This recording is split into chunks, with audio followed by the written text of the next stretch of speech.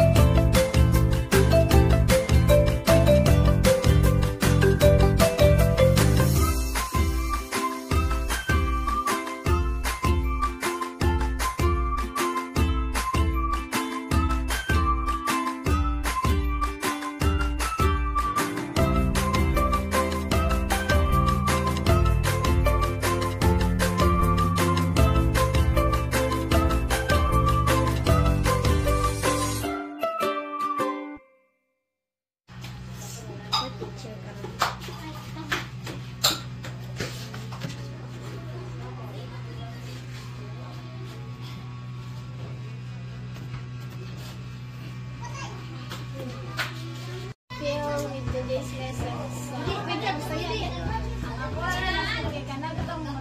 Mas na-clear o mayo nga ako ang knowledge about atong sex at part and all na to sa teenage pregnancy. And what have you learned from the lessons? Kato sa teenage nga kanang lessons in the present and future. Isa lang ako ang pag-dating. Ang focus lang ko sa study kay love can wait man. Future kay safe na gihapon ka na mag-set na gihapon goals na ko sa pananday. okay, very good. 3 claps for Feby. Next, Mark, stand up. Sa sa una niya, ang mga babae karon may mga samok pa na ako. Samok, mga prank ka ng Adlo kay kung kumit ka o ay ka lang mukuhan sa okay ba kaya mukuhan nga ni JB. Ano pa? What have you learned from the research kay Juan? Okay, Jmar first. Sarap, Jmar. I feel aware when I learn on how to prevent this activity. And what I have learned in this lesson is to avoid sexual intercourse and aware of the possible outcome of this activity. I educate them if ever when they about to enter this course, and I would like to remind myself in the future so I can focus on my school, especially when I didn't reach my goal yet. Okay, 3 claps for Jmar. Topic actually, this is very sensitive, right? Especially sa mga bata and sa mga close-minded. Especially target market niyo or target na audience niyo or the students. It's because di ka bayain ka mo magdadalaga o mag-uulitaw. Magbibinata, di ba? Asa man di ay sa elementary? Sa high school, yun. Since you are going through adolescence naman, puberty stage, I hope open-minded naman. Sabot, katawa sa tiiling. Sus, bakubaya kayo din na daga mo, nang katawa pa din. Ha? Nga naman, why it is important for us to have this lesson?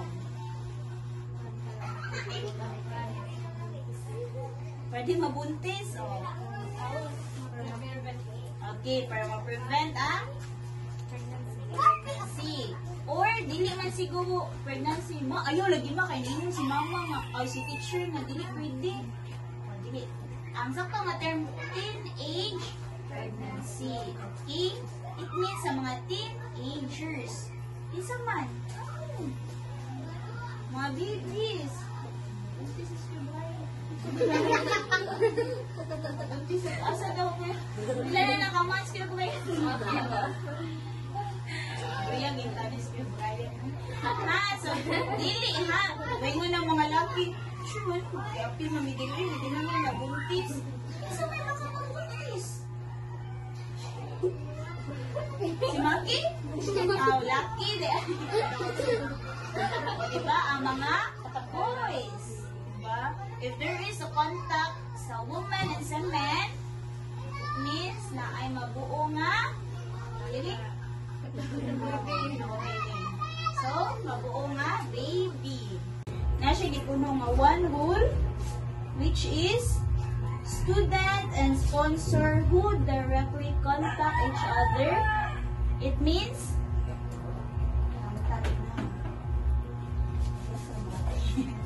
so, ang student kuno o ang sponsor if mo direct contact, it means kami na. Ha? So, kung mo chat ninyo nga mga Korean sponsors or Korean ang names, pwede ka mo inform na po. Okay? But, still, sa gingon pa ni sir, it's your choice. Ha? Bahala ka. Pinaka-sir pa, bahala ka. Okay? Kaya nga naman, we all have our choices man. Ibig sabihin ka, both mo. Kasi para ninyo, mas makaayo na sa inyong pamuyo, or makaayo na sa inyong kahintang sa balay, muna ni direct mo contact, so, okay na. Sabot. But, wala na mo sa study room. Napa mo sa channel, pero wala na mo sa study room. Which is, member gyapon mo. Kung na yung mga live events, pwede rin mo maka-join. But, wala na mo sa study room ang student. Okay? So, kung naagali mahitabo sa student, naagali mahitabo sa inyong pag-direct contact, it means wala nila abot si sir. Kasabot. Yung anak ko, ano, ng pin. Yan, na niya. Shhh. Ano na siya kasi dito? Yun, ikaw na. Kasi nagsishish na mo yun. Ano ka na siya ko? Easy mo.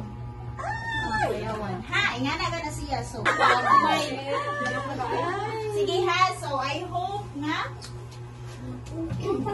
dili po go, I hope na magamit ni in the future. Dili, if ever lang pa, ingana. So, naagagin na siya.